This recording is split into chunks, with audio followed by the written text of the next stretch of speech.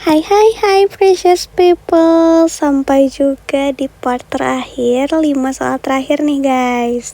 Sip, kita langsung aja tanpa berlama-lama lagi. Kita bahas soal ini tentang gelombang bunyi ya. Ada seorang pengendara motor PM mengendarai motornya dengan kecepatan tertentu. Terus ada juga mobil ambulan yang saat itu menyalakan atau membunyikan sirine dengan frekuensi tertentu juga. Saat itu nilai kecepatan PM lebih kecil dari MA. Berarti kita tulis dulu nih, VPM itu lebih kecil dari VMA gitu ya. Pada kondisi apa aja pengendara motor akan mendengar bunyi sirine ambulan dengan frekuensi lebih besar gitu ya dari kondisi awalnya. Sekarang kita cek nih pernyataannya satu-satu. Ini berarti bahas tentang apa sih di gelombang bunyi? Betul, tentang efek Doppler gitu ya. Yang kalau misalkan ada perbedaan frekuensi yang didengar oleh pendengar itu beda sama frekuensi yang dihasilkan oleh sumber suaranya. Sip, sekarang kita cek ya. Ketika PM mendekati MA, MA bergerak mendekati PM. Oke, kita gambar dulu aja lah ya ilustrasinya. Misalkan di sini ada motor gitu ya. Motornya lucu, nggak apa-apa lah ya. Terus nanti di sini ada ambulan. Entah kalian bebas gambarnya kayak gimana gitu ya, karena nanti ini akan sesuai sama kondisinya. Ini kita copy dulu aja. Nah, terus di sini bilang nih kalau misalkan PM mendekati MA, terus MA mendekati PM, bener ya? Ini nanti suaranya akan lebih besar. Terus PM bergerak menjauhi MA, MA bergerak mendekati PM. Oke, berarti nanti di sini kita paste aja ya. Nah, nanti di sini itu PM-nya ke sini menjauhi, MA-nya mendekati. Berarti nanti karena VPM-nya itu lebih kecil daripada VMA ya. Kalian ingat gak rumus efek Doppler itu apa? Fs sama dengan V plus minus Vp per V plus minus Vs dikali Fs. V itu kecepatan angin, kecepatan bunyi di udara. Vp itu kecepatan pendengar, Vs kecepatan sumber, Fs frekuensi sumber, dan ini Fp ya, kok Fs sih? Nah, ini Fp itu frekuensi pendengar. Karena nanti di sini Vp-nya itu lebih kecil daripada Vm. Jadi di sini dia menjauhi min gitu ya. Kalau menjauhi nanti di sininya juga min, karena di sini VPM itu lebih kecil daripada VMA, maka ini berlaku nih. Nanti frekuensinya akan lebih besar juga. Terus kalau misalkan PM-nya diam, Vp-nya diam berarti 0 ya. MA-nya bergerak, ini plus. Berarti nanti ini juga akan menjadi lebih besar. Gitu. Tapi kalau misalkan PM yang mendekati MA, kita misal di sini PM yang mendekati MA tapi MA-nya bergerak menjauhi, karena kecepatan ambulannya itu lebih besar daripada kecepatan motor, maka ini nanti hasilnya akan lebih kecil dari yang awal. Kayak gitu. Berarti ini salah ya. Terus kalau misalkan PM bergerak menjauhi, MA-nya diam juga tidak akan menjadi lebih besar frekuensinya. Jadi jawabannya yang 1, 2, dan 3 ya. Kayak gitu guys. Oke, kita lanjutkan. Nah, ini dia ada tentang fluida lagi ya. Fluida maksudnya iya, di part sebelumnya juga ada fluida ya. Sekarang kita ketemu lagi. Ini tentang fluida statis, ada pipa U. Oh, ini berarti menggunakan hukum pokok hidrostatika. hidrostatis yang bilang apa sih hukum pokok hidrostatis ini? Yang bilang kalau misalkan dalam satu bidang datar gitu ya, tekanan yang dirasakannya, tekanan hidrostatisnya itu sama. Jadi nanti misal ini PA, di sini PB gitu ya. Rumus tekanan hidrostatis itu apa sih guys? Rho kali G kali H. Rho-nya itu massa jenis, G-nya itu percepatan gravitasi, terus nanti H-nya itu adalah ketinggian gitu, tingginya air atau suatu zat cair yang ada di atasnya. Nah, kalau misalkan dalam satu bidang datar itu tekanannya sama. Jadi nanti di sini PA sama dengan PB.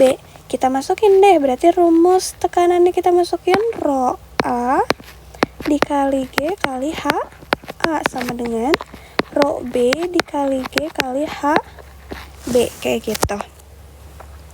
Nah, karena gravitasinya sama gitu ya, percepatan gravitasinya sama, kita bisa coret aja.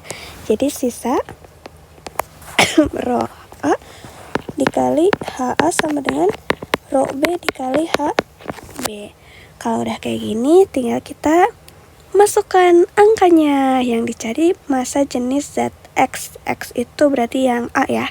Rho A dikali HA-nya berapa nih? HA-nya itu 12 cm, oke. 12, berarti kalau kalian mau ubah dulu jadi satuan internasional ini boleh banget ya. Jadi 12 kali 10 pangkat min 2 meter, yang ini jadi 8 kali 10 pangkat min 2 meter. Jadi nanti di sini 12 kali 10 pangkat min 2 sama dengan, berarti Rho B-nya 1000 dikali HB-nya 8 kali 10 pangkat min 2. Min 2.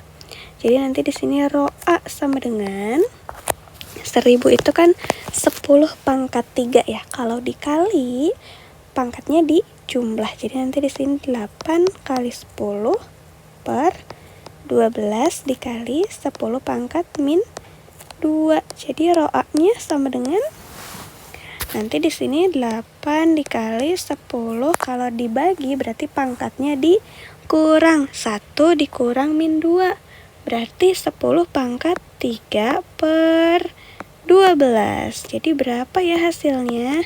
Benar sekali, hasilnya jadi 666,66666 gitu ya. Jadi kita bulatkan aja jadi 666,7 kg per meter kubik. Kayak gitu deh guys. Jadi jawabannya yang A ya. Oke, kita lanjutkan ke berikutnya. Ini dia, ada seorang pemain sirkus jalan di atas tali nih sambil memegang tongkat panjang yang ujung-ujungnya terkulai ke bawah. Tongkat panjang yang terkulai ke bawah membantu pemain sirkus menjaga keseimbangan karena tongkat. Nah, sekarang kita cek nih, kalau misalkan tongkat panjang itu, nggak misal ya, maksudnya tongkat panjang itu tuh tidak menambah berat atau gesekan, tapi mengubah posisi pusat massa sistem. Karena ujung tongkatnya terkulai ke bawah, maka pusat massa sistemnya itu jadi lebih rendah dari titik tumpunya, kayak gitu. Ini kan awalnya nih di sini nih, gitu. Karena pusat massanya jadi lebih rendah dari titik tumpu, maka sistemnya jadi lebih stabil. Gitu. Nanti kalau misalkan pemainnya agak miring-miring nih, akan muncul gaya pemulih yang mengembalikan keseimbangan, kayak gitu. Jadi nanti di sini itu tongkatnya panjang, itu berarti memperlebar momen inersia. Jadi gerakan goyahnya itu akan lebih lambat. Terus ujung tongkatnya ke bawah membuat pusat massanya jadi lebih rendah, maka keseimbangannya jadi lebih stabil deh. Sekarang kita cek nih, berarti jawabannya yang mana ya? Kalau misalkan memperbesar gaya berat sehingga pergerakan ke samping jadi lebih lambat, enggak ya. Terus menyebabkan pusat massa sistem berada di bawah titik tumpu. Bener ya kalau yang ini benar. Terus, ini pilihannya satu aja ya, pilihan ganda. Memperbesar gaya gesek antara kaki dan tali, enggak ya. Terus menarik tubuh ke bawah sehingga tubuh pemain sirkus tidak mudah terangkat, ini juga tidak. Menambah gaya dorong ke depan, wah ini juga tidak ada hubungannya ya sama ini. Kayak gitu guys. Oke, kita lanjutkan. Nah, di sini ada fluida lagi ya. Fluida ada hubungannya sama gaya angkat. Berarti nanti di sini kita tulis dulu deh yang diketahuinya gitu ya. Di sini ada volume balok P. VP berarti ya. 200 cm kubik. Berarti kalau diubah nggak perlu ya karena dalam gram sama sentimeter semua. Oke. Terus nanti di sini rho zat cairnya itu 1,3 gram per centimeter kubik dengan setengah bagian balok muncul. Oke, berarti V C-nya ya, V volume tercelupnya itu setengah dari V benda, V balok. Terus nanti di sini ada balok P diikat dengan balok Q. Massa jenis balok Q berarti rho Q di sini ada 3,9 gram per centimeter kubik. Terus nanti di sini massa balok Q yang dibutuhkan agar balok gabungan melayang di dalam zat cair. Berarti di sini M Q gitu ya. Sekarang yang pertama yang harus kalian cari yaitu di sini ada massa jenis, ada V. Kita harus cari tahu dulu massa jenis baloknya. Karena balok yang P ya, kan kita baru tahu massa jenis zat cair, massa jenis balok Q, kita belum tahu nih massa jenis balok P-nya. Kita cari dulu dengan cara di sini nanti rho P dikali VP ini tuh ini ya gaya angkat. Nanti kalau misalkan penurunan rumusnya nanti aku coba tulis ya. Nah, nanti di sini rho P dikali VP. VP-nya itu berarti kan V benda ya. Ini VP aja deh di sini. Nah, VP. Di sini VP sama dengan rho C-nya itu 1,3 dikali setengah dikali VC. VC-nya itu setengah dari VP yang tercelupnya itu. Berarti nanti rho P-nya adalah setengah dikali setengah. Kok setengahnya 2 kali sih? Ini nih. Nah, ini gini ya harusnya. Kita ulangi lagi deh. Nah, ini tuh VC. Jadi nanti di sini rho P dikali VP-nya itu V sama dengan rho C-nya itu 1,3 dikali setengah VP kayak gitu. Ini VP. Jadi rho P-nya sama dengan setengah per 2. Dari sini VP per VP habis ya. Jadi tinggal 1,3 bagi 2 yaitu 0,65 gram per centimeter kubik. Jadi setelah kita tahu rho C-nya kok rho C sih rho P. Rho P-nya itu 0,65 gram per centimeter kubik. Sekarang kita cari deh ke kondisi melayang. Kita di sini deh yang nulisnya ya. Melayang. Karena di sini itu gabungan berarti ya. Di sini nanti akan ada gaya beratnya. Gitu ya. Lagi nanti juga mereka akan ada gaya apung. Gaya angkat atau gaya apung. Kalau kondisi melayang berarti sama dengan ya. Biar dia melayang itu rho P dikali VP ditambah rho Q dikali V Q sama dengan rho C zat cair dikali volume dari P ditambah volume dari Q gitu ya, atau mau dipisah juga boleh karena awalnya itu kan Rho C dikali VP ditambah, karena semuanya tercelup kan ya. Jadi nanti di sini sama aja deh gitu. Ya nanti di sini Rho P. Rho P-nya tadi kita udah cari 0,65 dikali VP-nya itu 200 ditambah Rho Q-nya 3,9 dikali VQ.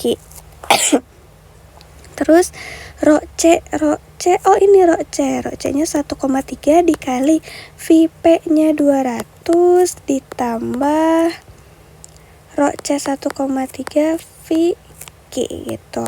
Kita hitung deh, 0,65 dikali 200, 130 ditambah 3,9 VQ, 1,3 dikali 200 itu 260 ditambah 1,3 VQ. Nah, kita satu ini angka biasa dengan angka biasa, VQ dengan VQ. Jadi nanti di sini 3,9 VQ dikurang 1,3 VQ, di sini 260 dikurang 130. Jadi nanti di sini 2,6 VQ sama dengan 130. Jadi VQ-nya 130 dibagi 2,6 ya, sama dengan 50 cm kubik. Setelah kita tahu volumenya juga massa jenis, kita masukkan ke rumus massa jenis. Rumus massa jenis itu kan sama dengan massa dibagi volume. Karena kita mau cari massa, maka V-nya kita harus hilangin nih dari pembagi, dikali, betul. Jadi Rho dikali V sama dengan Rho-nya itu 3,9 dikali V-nya tadi kita udah cari ya 50.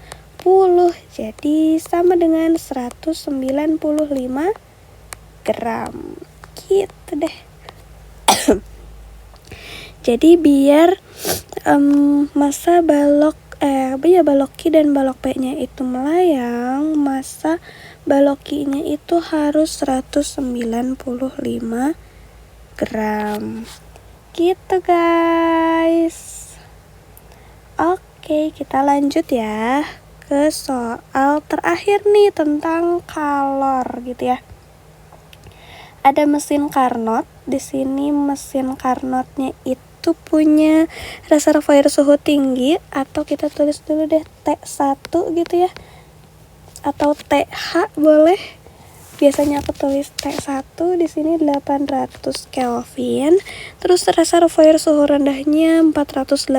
Nanti di sini jadi T2 sama dengan 480 Kelvin. Nah, nanti di sini seorang peneliti ingin mengganti mesin tersebut dengan mesin Carnot yang memiliki efisiensi lebih tinggi. Oke, berarti kan nanti ada efisiensi di sini ya. Efisiensi awal gitu, atau efisiensi 0 gitu ya. Jangan efisiensi 1. Nah, nanti si penelitinya itu ingin efisiensi yang kedua itu harus lebih besar daripada si efisiensi 1. Sekarang kita cek dulu ya efisiensi satunya itu emang berapa sih gitu ya. Sekarang kita masuk dulu ke rumus efisiensi. Apa tuh rumus efisiensi ya? Efisiensi sama dengan nanti di sini ada T1 atau suhu si reservoir suhu tinggi dikurang reservoir suhu rendah per reservoir suhu tinggi, nanti dikali 100%. Nah, ini rumus untuk efisiensi ya. Jadi nanti di sini kita masukin dulu nih yang awal, efisiensi 1 sama dengan T1-nya itu 800 dikurang 480 per 800 dikali 100%. Jadi berapa nih? 800 dikurang 480. Berarti nantinya jadi 320 per 800 kali 100%. Gitu ya. Jadi nanti di sini 40% deh kayak gitu. Nah, untuk yang kedua, efisiensinya itu ingin lebih tinggi. Berarti N2-nya itu harus lebih tinggi dari 40%. Kayak gitu. Sekarang kita cek satu-satu ya. Untuk yang A berapa, B berapa, C, D, dan E-nya itu berapa. Kayak gitu. Untuk yang NA nih, reservoir suhu tingginya 600, berarti nanti di sini kita masuk 600 dikurang 480 per 600 dikali 100%, ini sama dengan 120 per 600 dikali 100%, sama dengan berapa nih berarti? Gini, 20%, berarti yang A enggak ya. Kita cek yang B. Kalau misalkan reservoir suhu tingginya 800, nanti dikurang 400 per 800 dikali 100%. Nanti di sini 400 dibagi 800 kali 100%. Oh, ini setengahnya ya, berarti ini 50%. Berarti boleh nih yang ini. Yang B kita pilih. Terus kalau misalkan yang C berapa nih? 900 dikurang 500 per 800 kali 100%. Berapa nih? Berarti 400 per 800 per 900 ya reservoir tingginya. Per 900 dikali 100%. Berapa nih berarti nih? 400 dibagi 9 berarti 4. Kok jadi putih? 4 sekian ya. 4 terus nanti 36 4,4 gitu ya. 40 sekian persen. Berarti ini yang C boleh nih. Oke, sekarang kita cek yang D. 900 dikurang 600 per awalnya 900 dikali 100%. Jadi di sini 300 per 900 kali 100%. Oh, kalau yang ini jadinya 33 ya, berarti 33 sekian. Berarti yang D tidak memenuhi ya, karena kurang dari 40%. Nah, efisiensi yang E nih 1000 dikurang 600 per 1000 kali 100% sama dengan 400 per 1000 dikali 100% sama dengan, ini berarti 40%. Karena dia masih 40%, berarti sama dong ya sama efisiensi yang pertama. Jadi ini enggak dipilih, jadi yang dipilih hanya B dan C aja. Gitu deh. Alhamdulillah selesai juga ya pembahasan contoh soal TK Pusmendik 2025. See you di pembahasan soal berikutnya. Bye bye.